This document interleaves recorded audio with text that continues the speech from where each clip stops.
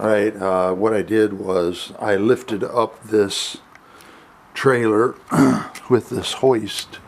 The hoist goes clear up there. This is a Harbor Freight hoist. 1,300 pound for hoist. So now I'm going to let this down.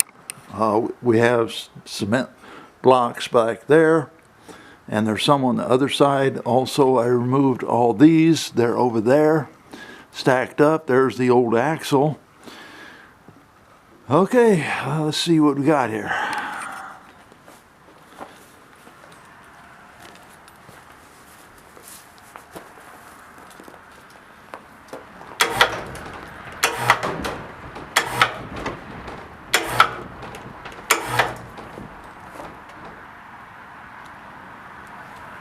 Now we have to put this jack down.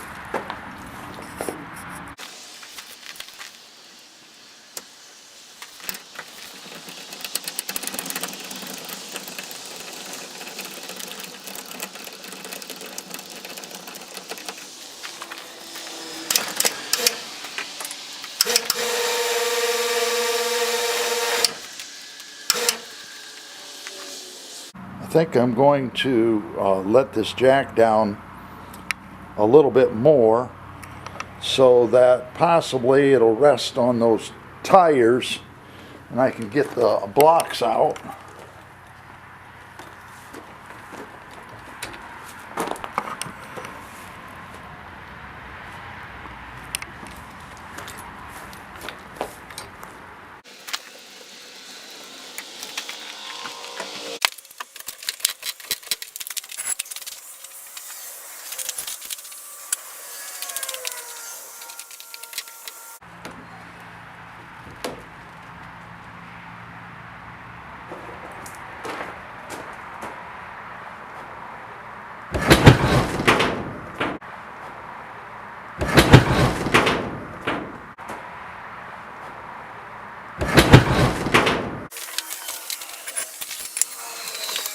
Well, this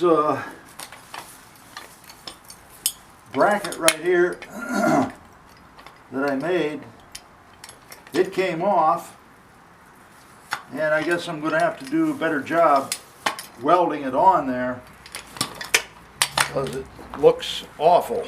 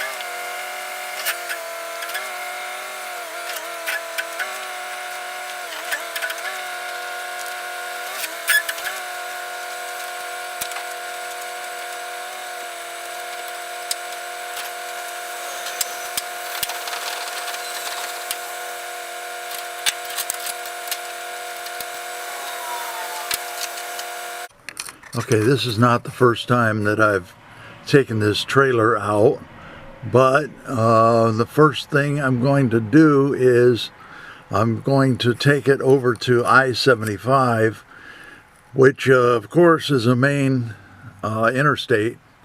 So we'll take it over there, check that out. Okay, one of the problems with this setup is that the axle is not square to the frame rails.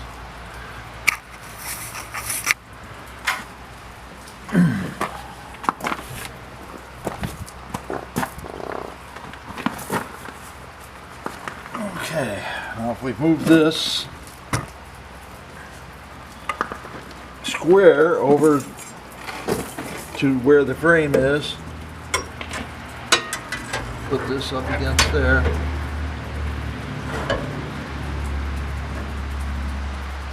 Just not going to work. If I take this square, it touches at one spot and does not touch at the other. So that is the problem I'm going to have to take. And the reason why I welded this side and did not weld the other side is so that I could take it loose real easy and I wouldn't have to break the welds. So I might have to drill some new hole. Alright, here's the bracket. I had to move it. Here's one of the holes. And I used this hole that was already there to move this about 2 inches, because since it's 2 inches between these two holes, I abandoned this hole and then used this one and drilled a new hole there. And the same for the rear bracket.